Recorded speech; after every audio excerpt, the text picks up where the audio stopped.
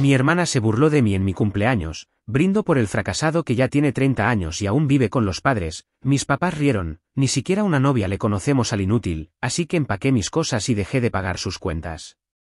Me llamo Nicolás y siempre he sido un tipo reservado. Desde pequeño, no era de los que hacían amigos fácilmente.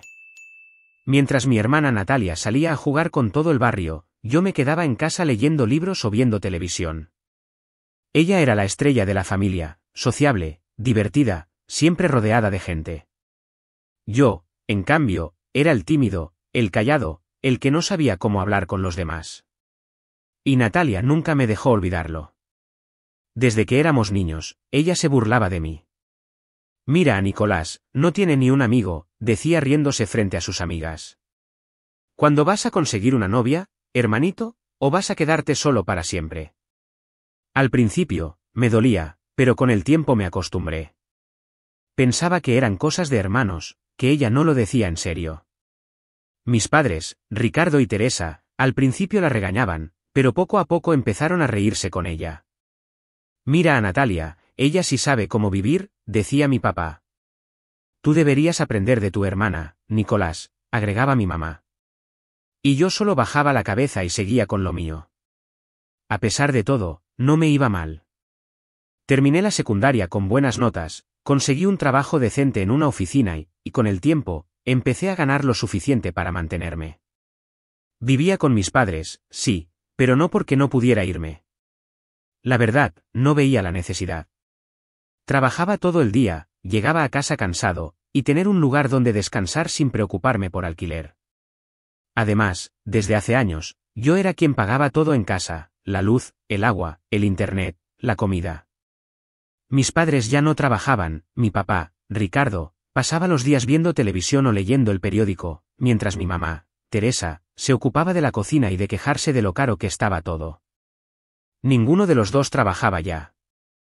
Mi papá se había jubilado hace unos años, aunque su pensión era tan baja que apenas alcanzaba para sus cigarros. Mi mamá, por su parte, nunca había tenido un empleo fijo, siempre decía que su trabajo era criarnos a Natalia y a mí. Y yo, como el buen hijo que era, me encargaba del resto. Yo sentía que era mi responsabilidad ayudarlos. Nunca me quejé, porque para mí era normal.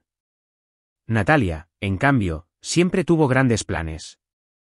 A los 25 se fue de casa, alquiló un departamento y juró que sería independiente. Mis padres no paraban de alabarla.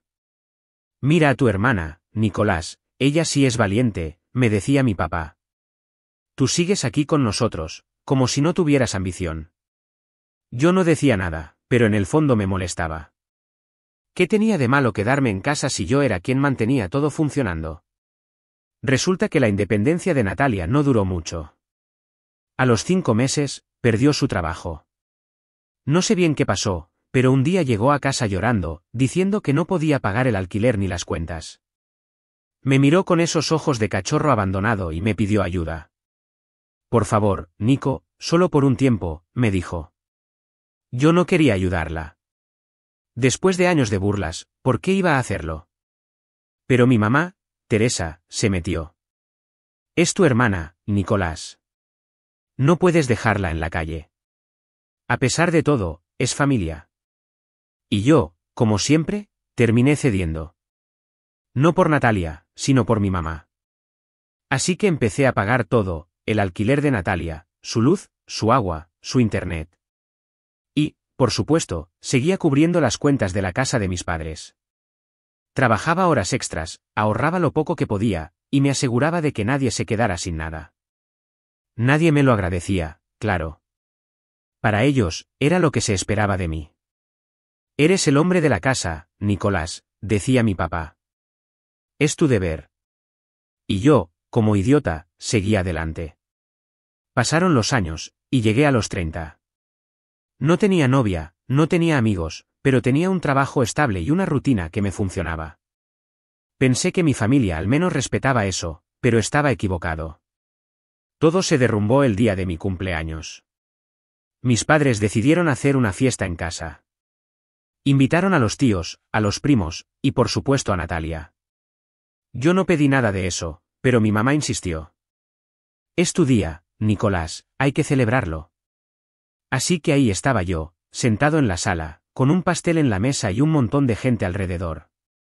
Todo parecía normal al principio. Comimos, hablamos, y hasta me dieron algunos regalos. Pero entonces llegó el momento de los brindis. Natalia se levantó con su copa en la mano y una sonrisa que ya conocía demasiado bien. Quiero hacer un brindis, dijo, mirando a todos.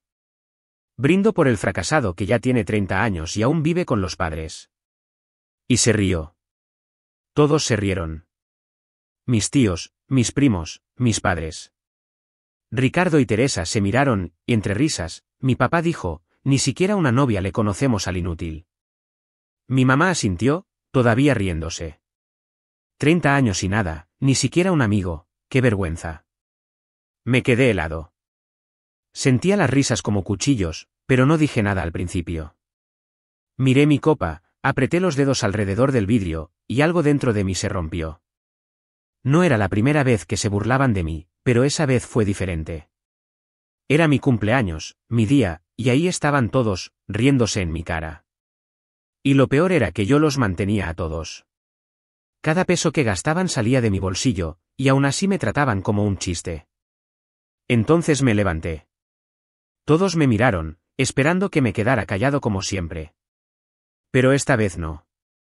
Levanté mi copa y dije, bueno, yo también quiero brindar.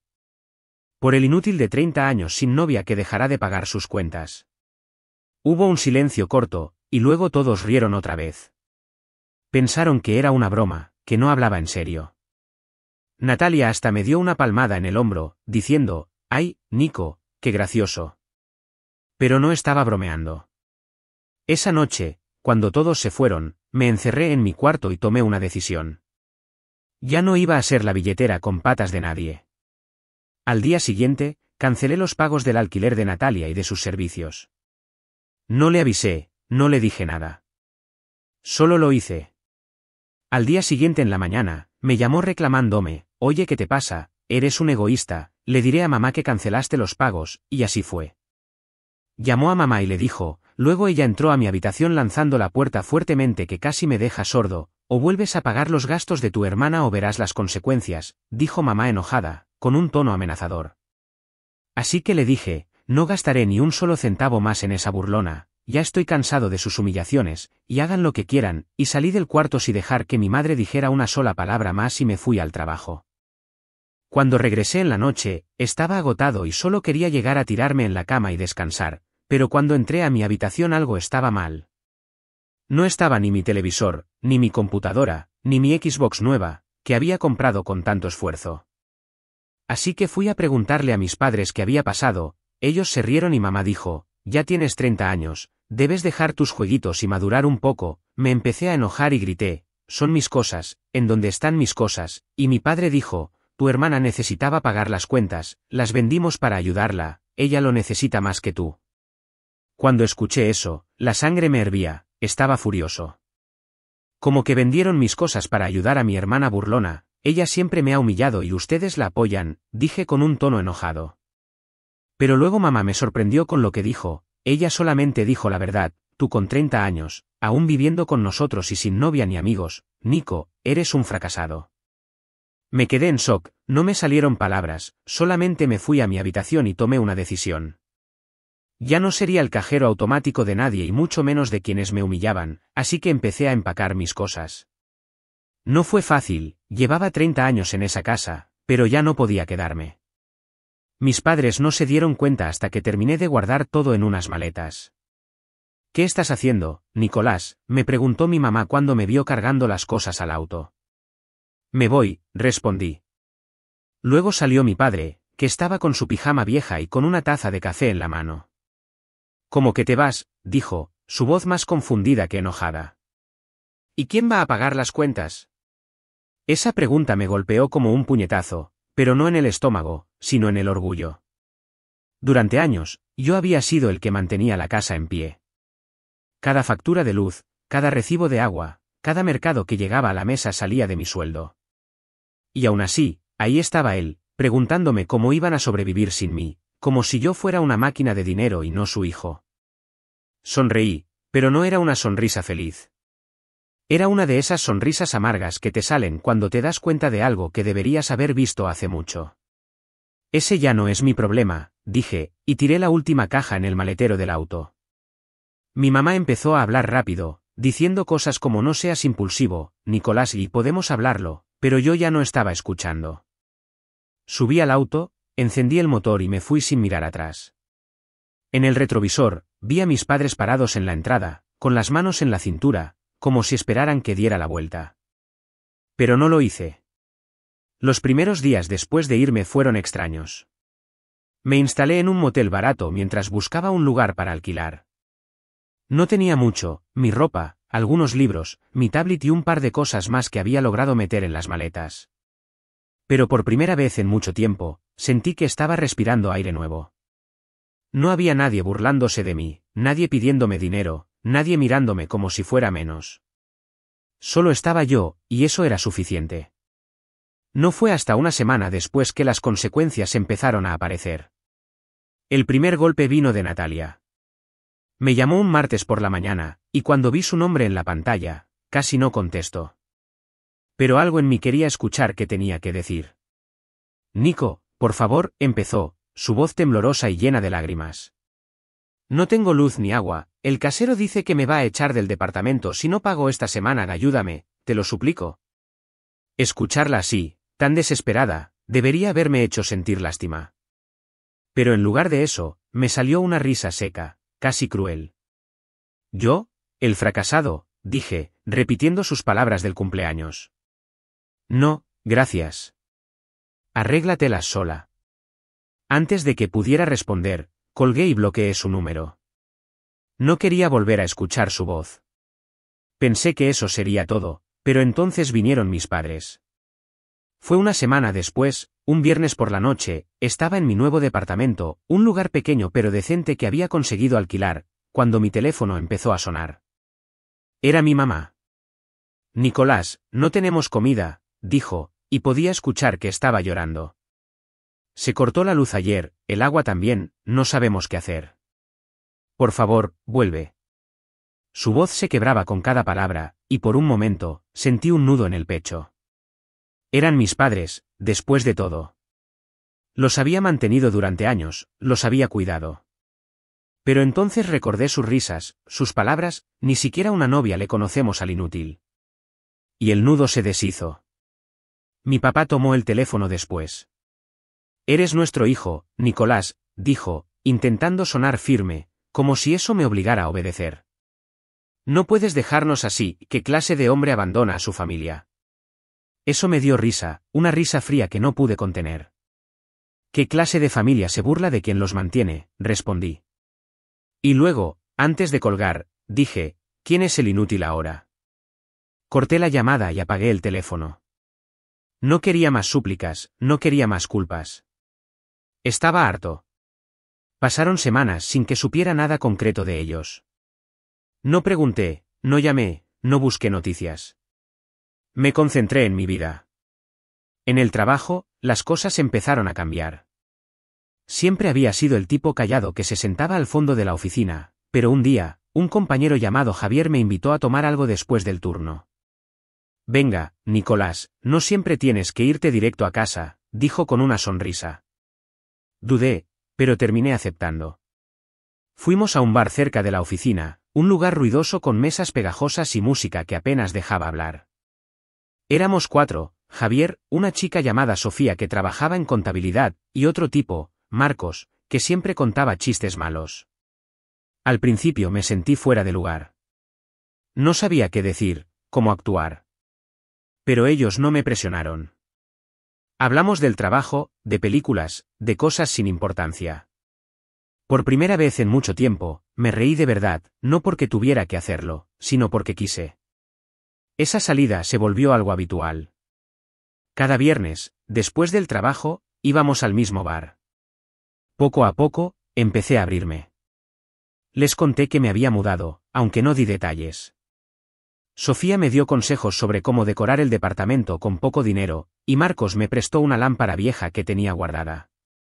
No eran amigos íntimos todavía, pero eran algo, y eso era más de lo que había tenido en años.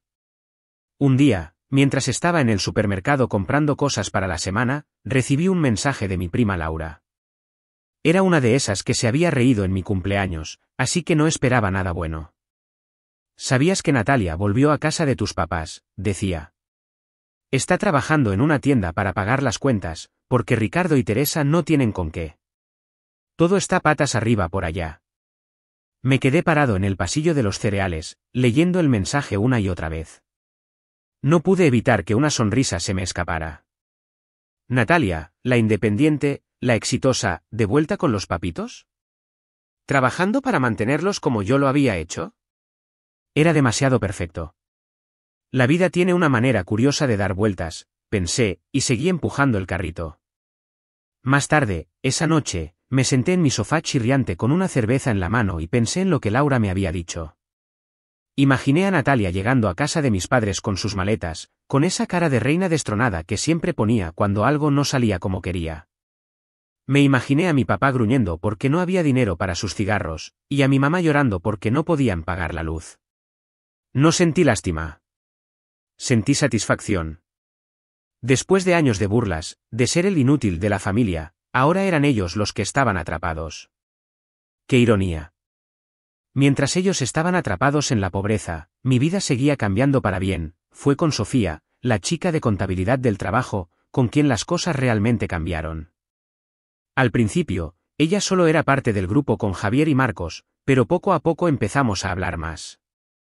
Una noche, después de unas cervezas en el bar, me ofreció ayudarme a comprar algunas cosas para el departamento. No puedes seguir viviendo con una mesa que parece que se va a caer, me dijo riendo. Acepté, y el sábado siguiente fuimos juntos a una tienda de muebles usados. Ella tenía un sentido del humor seco que me hacía reír, y una manera de mirarme que no me hacía sentir juzgado. Era bajita, con el pelo negro cortito y unos ojos grandes que siempre parecían estar buscando algo. Ese día, mientras cargábamos una lámpara vieja al auto, me preguntó si quería tomar un café. Terminamos hablando hasta que se hizo de noche, y antes de despedirnos, me dio un abrazo que duró un poco más de lo normal.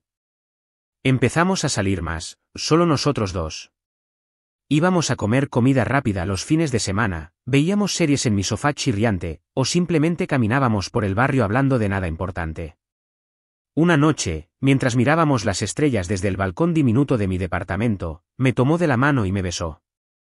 No fue algo dramático, no hubo música de fondo ni nada de eso, pero me sentí bien, como si por fin alguien me viera de verdad. Ahora somos novios, y aunque no es una historia de esas que cuentan en las películas, me hace feliz. Sofía no me pide nada, no espera que la mantenga ni que sea alguien que no soy. Es la primera vez que siento que alguien me quiere por mí, no por lo que puedo dar. Por un tiempo, me limité a disfrutar mi nueva vida.